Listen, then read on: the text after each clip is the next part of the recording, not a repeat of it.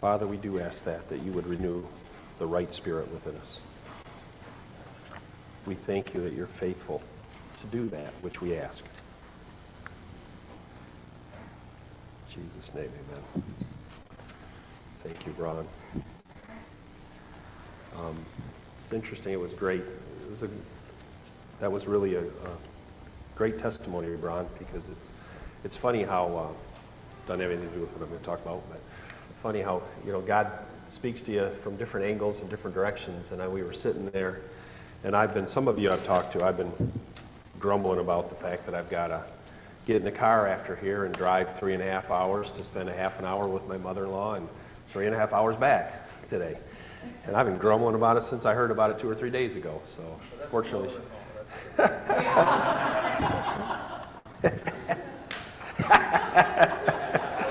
Okay, true. Never mind. No. Oh, that's funny. But no, we don't often look at things from the different perspective. How many times I tell people that I talk to look at the positive side versus the negative side, look about what can work versus what can't work. Look at all of those things, and I'm looking at how hard it's going to be to go over there, and she's the only one of that generation in our family that's still alive. And it's like, well, guess we better go over there. She's in her 80s too, and it's just one of those things you just don't think about all the time, and you realize that I better, so whoever it is that's on your heart that's in your life, that sometimes can be a challenge, you got to realize that maybe they might not be in your life. And what would we do when they're not? I mean, we will, because eventually they won't be, or we won't be in theirs, one or the other. But we need to treasure the times that we have with people. Absolutely. Absolutely. So yeah, that was a right cross right to the side of my head this morning. So Mary doesn't usually do that, but she did today, so that's pretty good. How many would like to walk on water? Huh? All right. We're going to talk a little bit about that. We're going to talk a lot about that today. Because how many have been yearning to see the power of God move more than it has been? I know I have. And I've been it's like, Lord, I'm ready. I'm ready for some stuff. I'm ready to see some stuff. I'm ready to see your hand move. I'm ready to see this. I'm ready to see her go. And he just, most of the time when I'm asking that, he's just quiet. He doesn't tell me, so I'm figuring, well, another thing I tell people all the time is you can't fix other people. You got to focus on yourself first. You can't.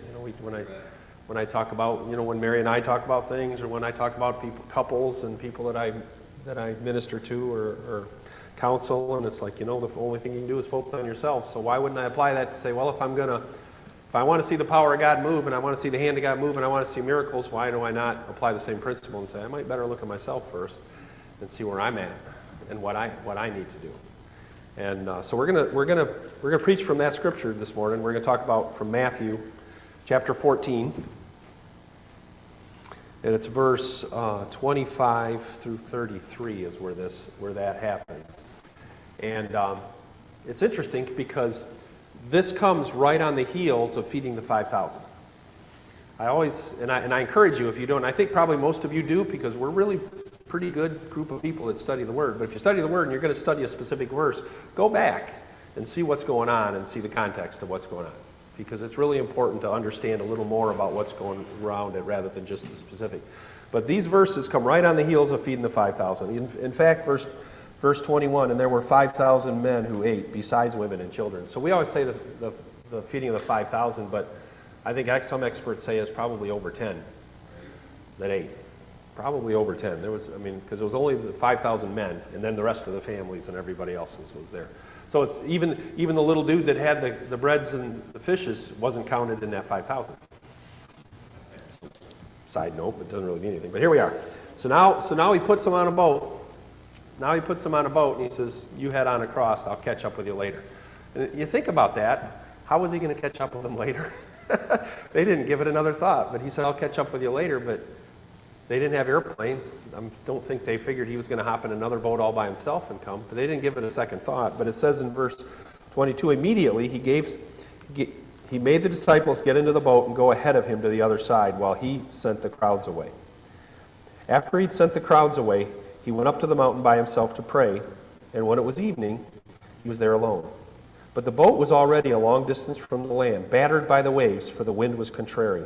And in the fourth watch of the night he came to them, walking on the sea.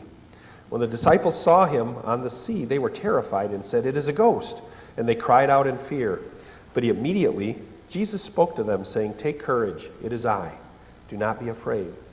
Peter said to him, "Lord, if it is you, command me to come to you on the water." And he said, "Come." And Peter got out of the boat and walked on the water and came towards Jesus. But seeing the wind, he became frightened, and beginning to sink, he cried out, "Lord, save me." Immediately Jesus stretched out his hand and took hold of him and said to him, "You of little faith, why did you doubt?" And when they got into the boat, the wind stopped. And those who were in the boat worshipped him, saying, "You are certainly God's Son." You are certainly God's Son. You know, Jesus, we're going to talk about some other verses in a little bit here, but Jesus had been he was showing the power of God that rested upon him over and over and over and over again to them. There's actually a time where it's like when I was looking through all of this, when I was studying, it's like he picked up the pace for a while, and it was just miracle after miracle after miracle after miracle, and I wonder okay. I mean, he was here to do that, but there was purposes behind it. And what is he teaching us by the fact that he's just casting out demons and healing the sick and restoring sight to the blind and doing all the things he was doing? You know, we recognize that Jesus had power, right? We recognize that we recognize where his power came from God. But what did he say when he left? I give you the same power. I send you out to do what I did. I give you that power. So we understand that, but we don't necessarily stop and think, wait a minute, he gave us that same power. That same power that he had, the power of God, he had to walk on water. If Peter could do it, we could do it. Now, is he calling us to walk out on the lake today? Probably not, but he could. But he didn't call Peter, did he? Peter called him. He didn't call Peter until Peter asked.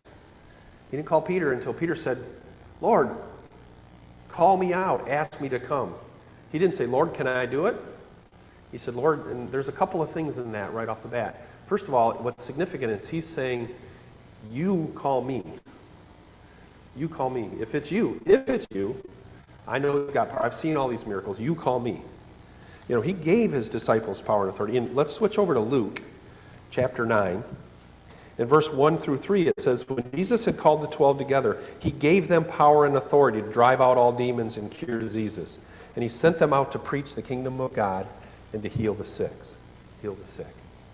So he called them to him. He gave them power and authority, then he sent them out.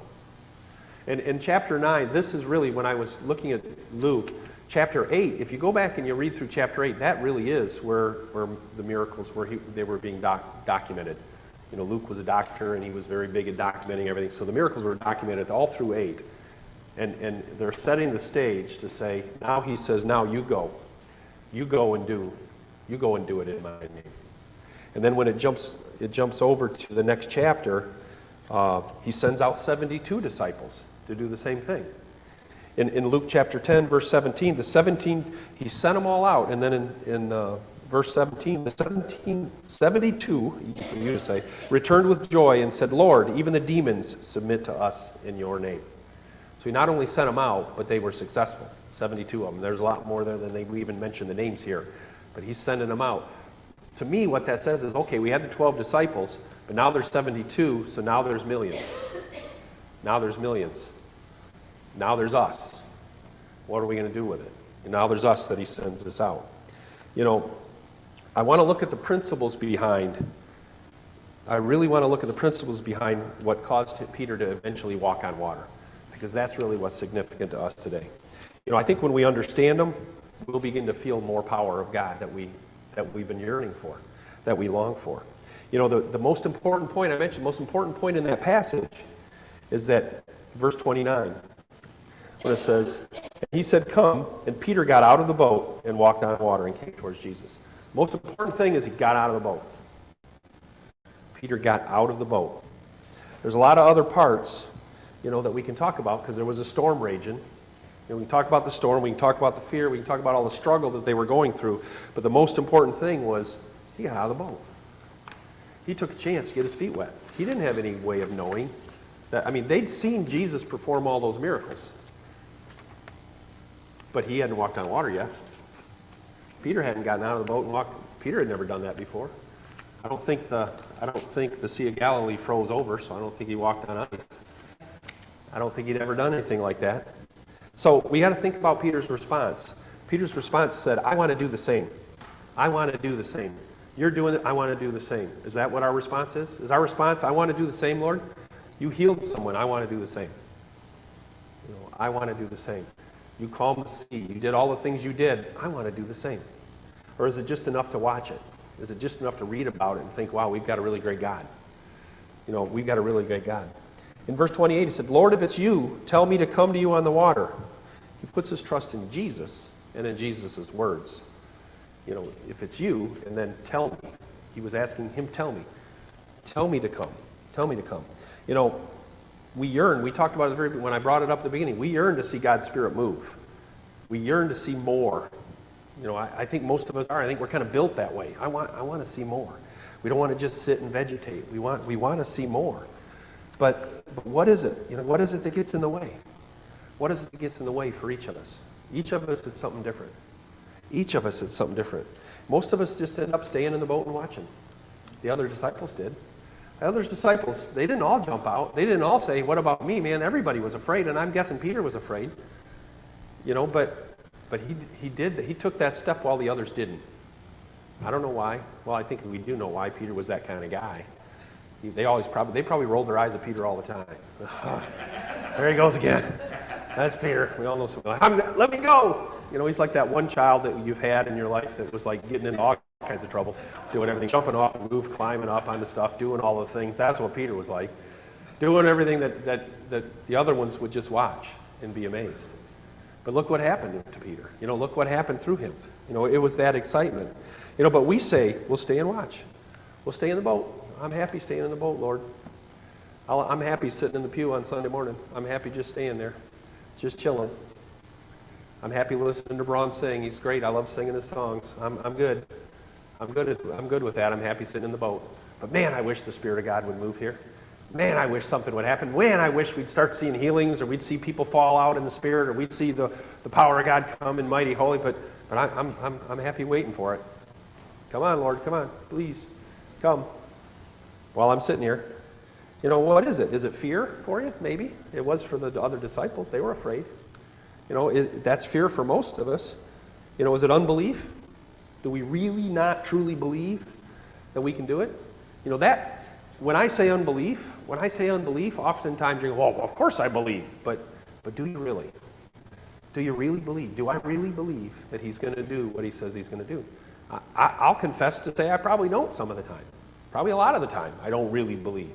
I know I've prayed for healing before. I had one time in my life that I prayed for healing for a lot of people. There was one time I was over in Vassar in a little bitty white church, little Church of God in Christ church. So they were rocking and rolling. They were cooking grits in the basement and collard greens, and I could smell the pork smoking up. And I preached at that little church about 15 years ago. And there was a boy, and the Spirit was moving, and there was a boy that was in a wheelchair that was, I forget what condition he had, but I looked at him, and I knew with every fiber of my being that God wanted to heal him. And I prayed right there, and I spoke it right out. And I don't know if it happened. I've not seen anything of it in 15 years. It didn't happen right then. But being in the Spirit of God gave me the boldness, and I just knew it. I saw him get out of that chair. I saw him get up and get out of that chair. And was there fear? At that moment, there wasn't, because I was in his presence to a point where, did I have trepidation afterwards? Darn right I did. Well, you knucklehead, what are you saying that for? You're giving him false hope. You're giving him all these things. Haven't you all heard those things? But isn't hope of any type better than no hope? Isn't it better than anything? Shouldn't we start really believing that we're going to start seeing those things? Is it because we're worried about the risks involved? Well, what about the rest of my family? What about this? What about that? What are people going to think of me? There's risks involved in everything. We know it. I mean, we just talked about a 15-year-old girl that was going through life normal, and boom, she has something like that happen. There's risks involved in just living your day, every day. There's risks involved. Or the cost. What's it going to cost me? What's it going to cost me in emotional capital? What's going to happen? Who's going to think I'm a nut job? Or am I going to be disappointed again? Some people are there. Am I going to be disappointed again? I've been disappointed. We've all been disappointed. Is it worth ramping up again? Am I going to be disappointed? Or is it just I want to be in my comfort zone? I don't want to get out of my comfort zone. I tell people all the time, nobody really has a comfort zone. They have a familiar zone. You can get very familiar in a zone. It might not be very comfortable, but it feels comfortable. That same friend I was telling you about, that big guy, that big tall, Michael is his name, whose niece is sick. He played football at the University of Michigan. He was a tackling dummy. He was a walk-on, and he made the team back when Bo Schembechler was the coach. And so he was a tackling dummy. I used to tease him. I said, "You're number 58 and a half," because they had two number 58s because they had so many. He wasn't on the traveling team. He was on the home squad. But they didn't care about, back in the 70s, they didn't care as much about how well you were taken care of like they do today. They didn't worry about concussions and that. And he literally played opposite All-Americans who became All-Pros. And he got his head bashed in for 2 years. I mean, he literally got bashed in for 2 years. And he lives with pain. He lives with pain, and all the time. And there may be some of you that live with pain. And when you live with pain all the time, it numbs you, and you don't really even realize it. And he'll go 3 and 4 weeks, and you can see it. It's like, he can go to a chiropractor, or we have a doctor that he and I have gone to for 100 years. This doctor must be 200 years old because he's still practicing. To give you an idea, he was my doctor when I was in 7th grade. And he's still practicing. He's like 200, 300 years old. I don't know. But he's awesome. My kids have all gone to him. I mean, my family has. Whenever we go to somebody else, but whenever there's something that we really need, we go see Joe because he's just great. He knows so much. But Mike just knows. After a while, somebody will want to remind him, "Hey man, you better go get it taken care of." "Oh yeah, I didn't even think about it." But I mean, you can just see his countenance change because he learned to live with it. Well, that's how we live our lives, guys. And maybe we need to look at each other and say, you need a little dose. You're in your familiar zone. You're in the rut. You're in a rut. Where do you think the term rut came from? I don't know where it came from, but I got to guess. Okay, if you walk back and forth in the same place forever, you're going to wear a rut. You're going to make a little groove in the ground, and you're going to make a rut. And we get in it. And if you keep doing it for too long, that rut gets pretty high, and it gets pretty hard to get out of that rut. You got to find an alternate. So you need to get off it every once in a while. You need to get off the path. If you need to get off the path that you've been on every day, you need to do something a little different. That's going to be part of what this is about. If you're in a rut, it's your responsibility to get yourself off that path. It's nobody else's. Nobody else can do it for you. Pastor Lee can't do it. He's great messages, great sermons. The guy, he's got a heart and a love for you guys. He can't get you out of your rut. You got to do it. You got to get out of your rut. There's fear and unbelief, all of those things that keep us from doing it. I heard a really cool story the other day. How many have been to a zoo and seen the exhibit for the gazelles and the antelopes and things? They are out on an open range. They're not in cages anymore. They're open range and they're gazelles. Well, a gazelle from a stand can jump 10 feet in the air. Jump 10 feet in the air. And when they're running, they can jump, I think I saw they can span 30 to 40 to 50 feet in one leap, running. And when you go to the exhibit, what do you see? You see a 3-foot wall. There's a 3-foot wall in a zoo that's keeping this gazelle in. Now, how on earth can that happen? How on earth can an animal that could jump 10 feet high and 40 feet long not jump over that wall and run away? Kind of an interesting thought, isn't it? Well, when they build that wall, on the other side, they dig down a little bit. And they dig down to the point where the gazelle can't see the ground on the other side of the wall. So the gazelle can't see the ground, so when he looks, he sees that little bitty wall, but he doesn't see what's on the other side of the wall, so he won't jump. He just won't jump. He's got to know where he's going to land. Isn't that kind of like us sometimes? That little bitty wall that we could step over, that little bitty wall in our life, that little bitty thing that's holding us back from doing what we really want to do, what our mind tells us we want to do, or what our heart tells us, but we can't see what's on the other side, so we don't take that step. Just like the gazelle. Do you have a 3-foot wall that's holding you from doing something you want? Got to jump. Got to jump. Got to get your feet wet a little bit. You got to get your feet wet a little bit. You got to take the first step. Just having the information that God has power, just having that information, it's not enough. It's not enough to just know it. You got to apply it. You have to apply it to begin to know what it is. Knowledge is, how many have heard the term knowledge is power? You've heard that phrase, right?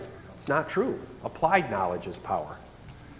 Applying that knowledge is where the power sits, not just knowing it. You can sit and read and study and know everything about everything. How many know somebody that's like really super intelligent and they're just this side of being a derelict?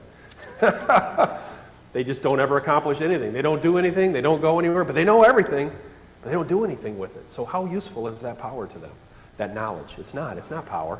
It's not power at all. It really isn't. So obviously the first step in walking on water is you got to be willing to get your feet wet. Got to be willing to get your feet wet. In Joshua, when Joshua was going to take them across the River Jordan, and God's telling, so Moses is gone, now they're going to go into the Promised Land. They've been walking around in circles for 40 years. When you look at the map, the area they covered is ridiculous that they didn't go any farther. I mean, they're just walking around in circles for 40 years, waiting for everybody to die but two. So now it's Joshua and Caleb are the only two that were left. They're the only two. So, I mean, think about it. Just two of them were left. And the Lord tells Joshua it's time, go in. And he says to Joshua in chapter 3, he tells him to go across that river. And he says, and as soon as the priests who carry the ark of the Lord set foot in the Jordan, its waters flowing downstream will be cut off and stand up in a heap. As soon as the priests who are carrying the ark set foot in the water, then it'll pile up. He doesn't say, I'm going to part it. 40 years earlier, he parted the Red Sea, and they walked, and there's two of them that knew that he did that, and they all told the stories, and I know they, just like we read the stories here, right? We read all the stories just like that generation that told the stories, but they didn't see the Red Sea be stopped in dry land. They didn't walk across dry land. Only Joshua and Caleb did. But he's telling them, set foot in, the minute you step foot in that water, it's going to stop. It's not going to stop beforehand. So imagine a river, and I don't know that it was a raging river, but I'm going to picture it in my mind as a raging river. Imagine a raging river. Some of the things we've seen from the south, from all these rains and all these storms. A torrent going across, and the dudes are carrying the ark like they do, and they got all the special things you got to do. And Joshua's saying, so the Lord says, start walking. Okay, yeah, sure, yeah, gotcha. I'm right on that. That's what our life's like a lot. Start walking, stick your foot in the water, get your foot wet. Get your foot wet. As soon as they set foot in that water, it piled up and they went across. And they went across. But it wouldn't have happened had they not done it. It wouldn't have happened had they not got their feet wet. It wouldn't have happened. If we want to experience God's power, we got to be willing to move. We got to be willing to take that first step. Peter experienced God's power, but he required him. He said, come. It required Peter saying, Lord, bid me come. And it comes. So if you want to experience that power, it's sometimes it's little. Sometimes it's really little. It doesn't have to be, Lord, bid me to jump off that roof and save me. That's not what he's telling you. Sometimes it's like, Lord, he's going to say, go pray for that person during worship. Get up out of your seat and walk over there and pray for them. Don't worry about what they think. Maybe he's going to say, go visit that person. Somebody's on your heart really heavy. Maybe he's telling you need to give him a call. You need to go see him. Maybe he'd stop. There's some of us that do that. But whatever it is, whatever that little step is, maybe he's saying write a card to somebody. Maybe he is saying, you got 5 loaves and 2 fishes, hand them in. I was thinking about that this morning when I was going back over my notes. What did the little guy think about? It said there was a boy with 5 loaves and 2 fishes, right? And he's there. And there's all these people, thousands and thousands of people, and somebody says, hey, give me those, we need to feed everybody. What do you think he was thinking? Those are mine. They're not going to do you any good anyways, right?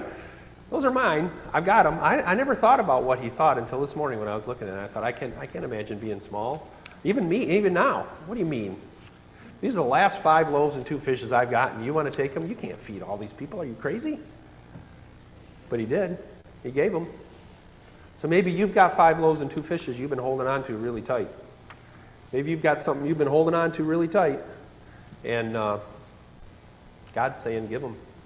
Watch what I do with them. If he hadn't handed over those loaves and fishes, that would have never happened. He wouldn't have seen that miracle if he hadn't handed them over. What do you hold on to so tight? That hold on to so tight that God says, you got to let that go. You got to hand that in. You got to turn that over so that I can do something with it.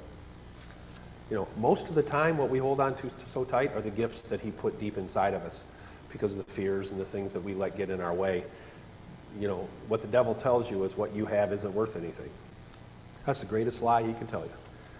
Because God gifted everybody in here. God gifted every single one of you with gifts that are there to edify and build up the body. That's why in Hebrews it says, forsake not the assembling together of one another. Why? Not because we got to have church. We all know that this is a building, but it's because we need to come together because we've all got gifts to give to one another. We've got all things to offer to one another. We need each other's strength. I need strength from each one of you, and you need strength from each of us. It's just the way it works. And if we just sit and if we sit in the boat, we don't get our feet wet, we're not going to experience the things we want to experience. We could just live it out. You know, we could just sit there for the next 30, 40, 50 years. I don't know, I'll probably live 60 or 70 more years as far as I care. But nobody laughed at that. But the fact is, however much longer you're going to live, you could just ride in the boat and read about all the miracles and say, man, I wish some of those were happening in my life. You can do that. Or you can stick your foot out and get your toe wet some way or another.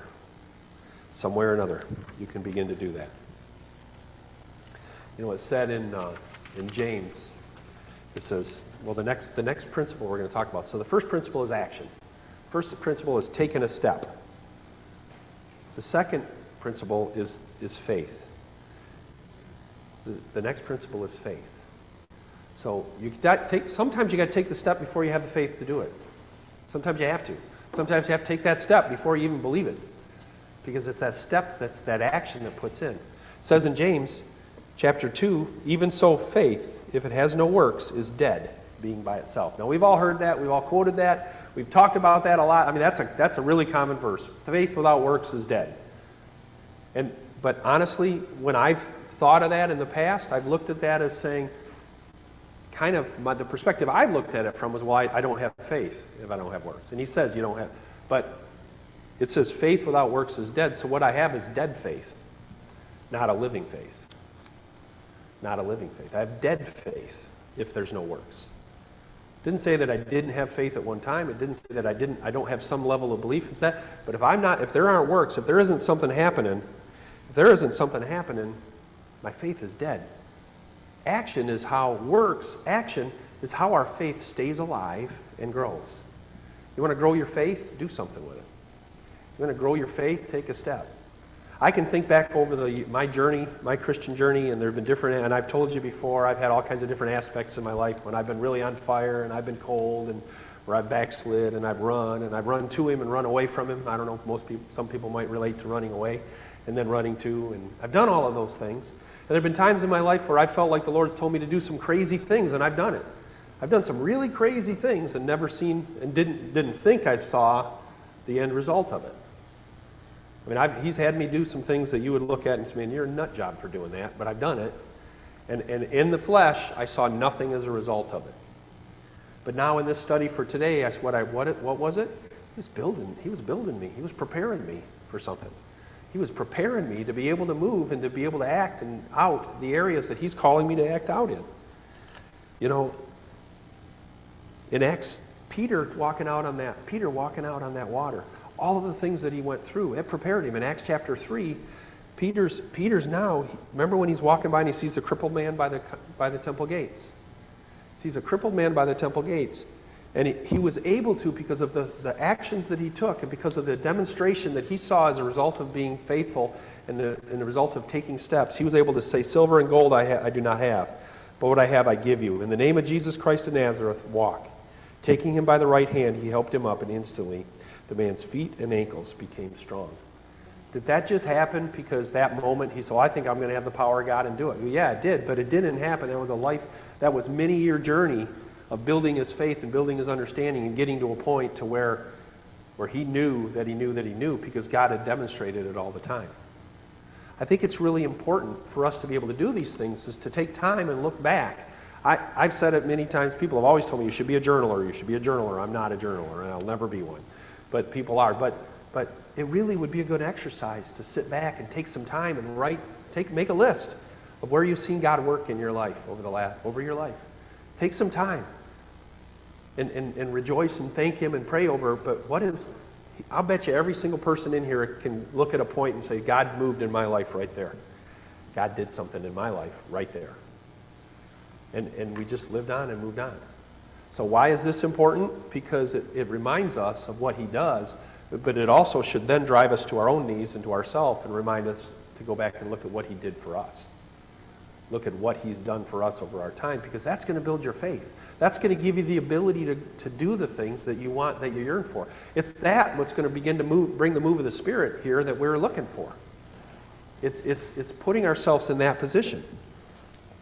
He challenges us to take those first steps, but then those first steps are what's going to build his faith. Moses, when God told him to go to Pharaoh, he didn't want to do it.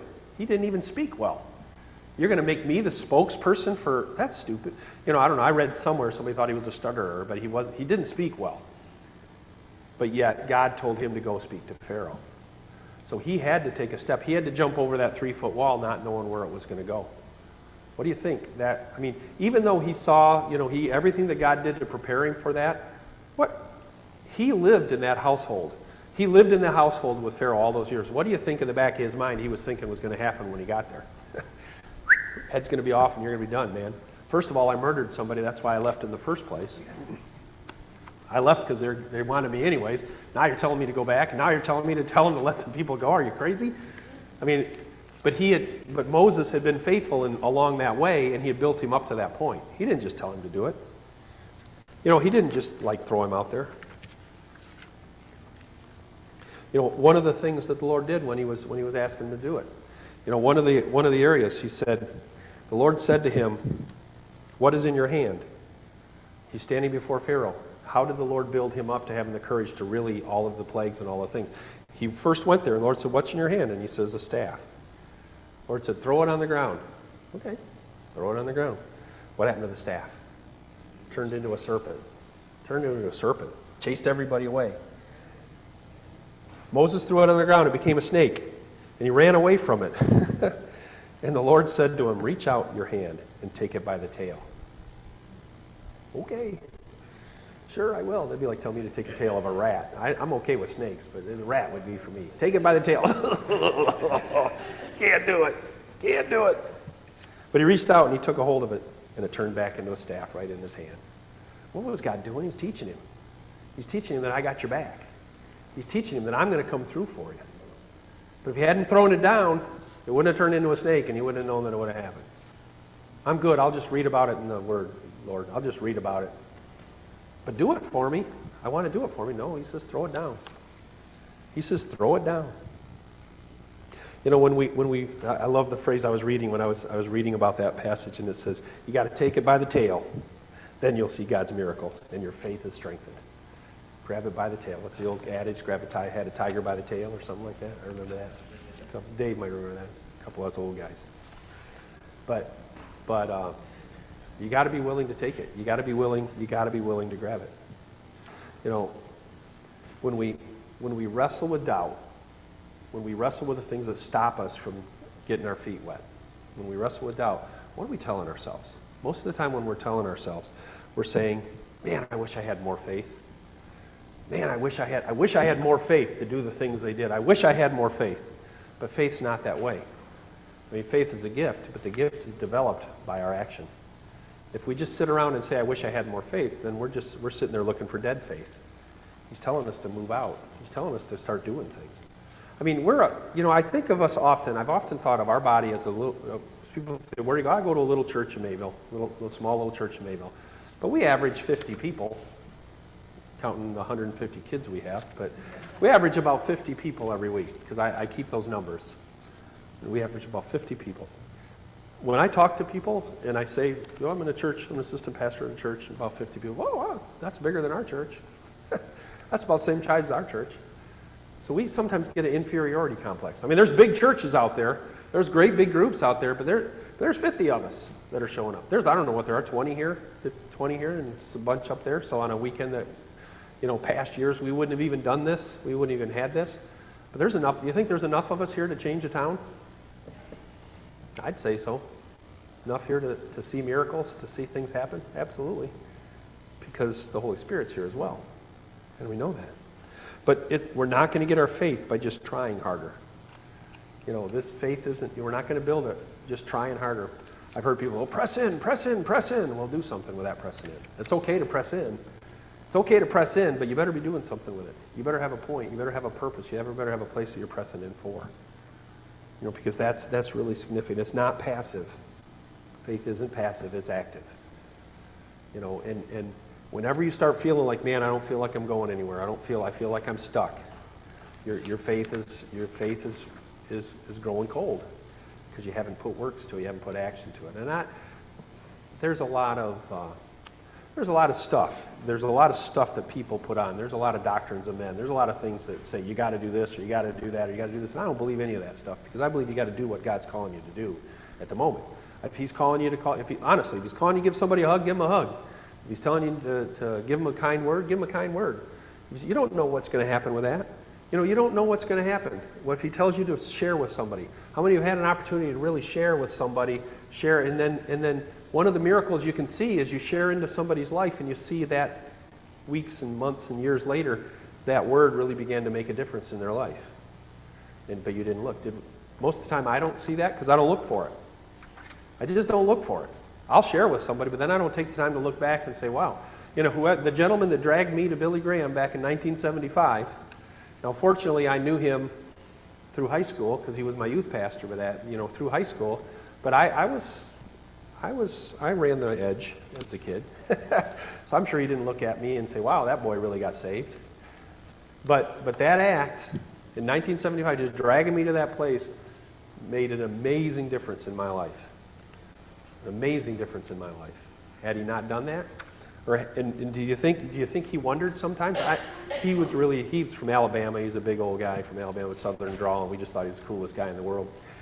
But were there probably times he looked at us being stupid and doing stupid teenage things, thinking, man, I failed them. I didn't get them to where they needed to go. He may have, but he didn't because he took us, he planted that seed. So what seed is God calling you to plant in somebody that might not grow for 40 years? That was 1975 was what was that, 41 years ago? 41 years ago. I'm old. It was a long time ago. But he planted that seed by taking me there, by doing the things. I look back at some of the things I did and some of the things I learned, and now I've learned, it wasn't quite right. But the fact is he was faithful in doing what he called me to do. We've got to be that way. We got all these young ones running around. What is it? We got a parent or a mother-in-law that bugs us. What am I going to say? What am I going to say to her? How can I plant a seed in her that might touch her or touch other people? What can I do? I need to be ready. I need to be ready in season and out, right? We need to be ready for that. We need to be ready no matter what. How much faith does it take? How much faith does it take to have that, to see the miracles that we're yearning for? What's Jesus? What do they say in Matthew 17? Matthew 17, verse 14. When they came to the crowd, a man came up to Jesus, falling on his knees before him and saying, Lord, have mercy on my son, for he's a lunatic and is very ill, for he often falls into the fire and often into the water. I brought him to your disciples, but they could not cure him. Jesus answered and said, You unbelieving and perverted generation, how long shall I be with you? How long shall I put up with you? Bring him here to me. And Jesus rebuked him, and the demon came out, and the boy was cured at once. Then the disciples came to Jesus later, privately, and said, Why could we not drive it out? And he said to them, Because of the littleness of your faith, for truly I say to you, if you have faith the size of a mustard seed, you will say to this mountain, Move from here to there, and it will move. And nothing will be impossible to you. But this kind does not go out except by prayer and fasting. There's the action. There's an action. We can say, all I need is faith the size of a mustard seed, and I can move a mountain. Well, what am I doing about it? Where's the action? See, prayer and fasting is an action. It doesn't mean, we get all caught up in work, so I got to go serve this, and I got to do that. No, you don't. But you got to do what God's calling you to do at that moment. That kind by prayer and fasting. That's the action step. Point of this verse is it doesn't take much faith to take that first step. It doesn't take much faith to get your feet wet. It's not like throwing yourself off and saying, catch me. I heard somebody say, jump off the roof and, then the net will appear. Well, they're not going to do, but yeah, jump out, get your feet wet. then the faith will appear. Then God's going to show up. Do you all believe God's powerful? Then take that step.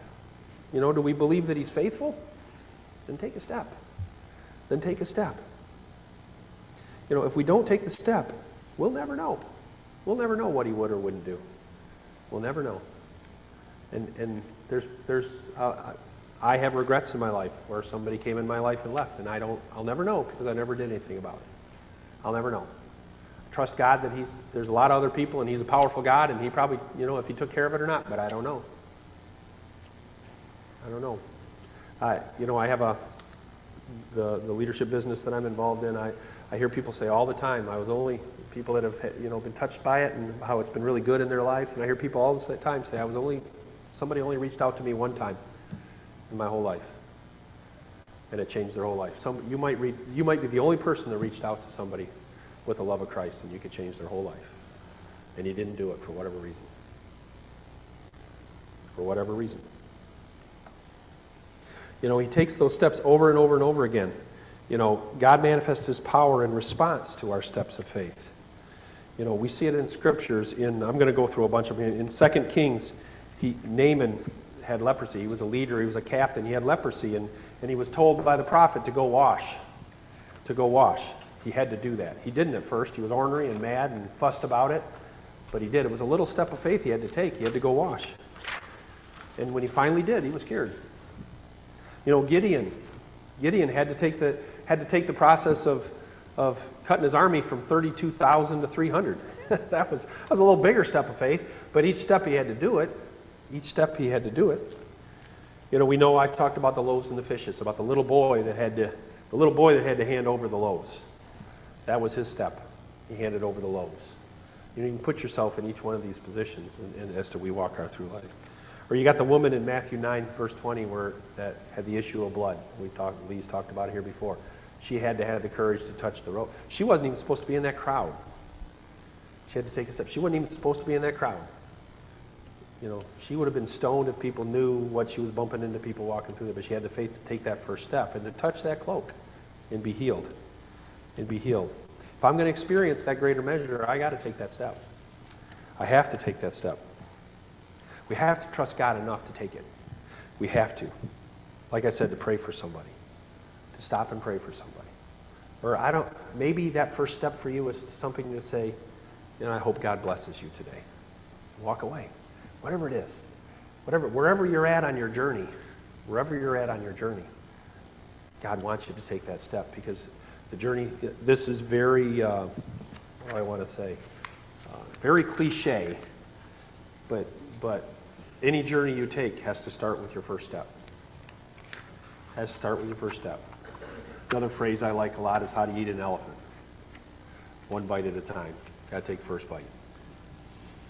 How do you overcome a giant fear? Do we have elephants? Do we have giants in our lives that cause us to fear and things that keep us from doing what we're doing? How do we attack it? One little bite at a time. One little step at a time. And it may not seem like much, and you may think it's insignificant. You may think it wasn't something that was worth your time or your effort or whatever, but God does. He sees it. He sees the step you take. He sees the action you take. There's a lot of stuff going wrong in our world. There's a lot of things that make you mad. Every one of you here has something that you're passionate about, that you want to see change. That's really, what's that first step you can take towards that? What's the first thing you can do to make a difference? A story I read by Will Smith. He told a story. He said that everything his father did, he did for a reason. He recalls that once Dad wanted my brother Harry and me to repair a 16 by 14 foot wall in front of his business.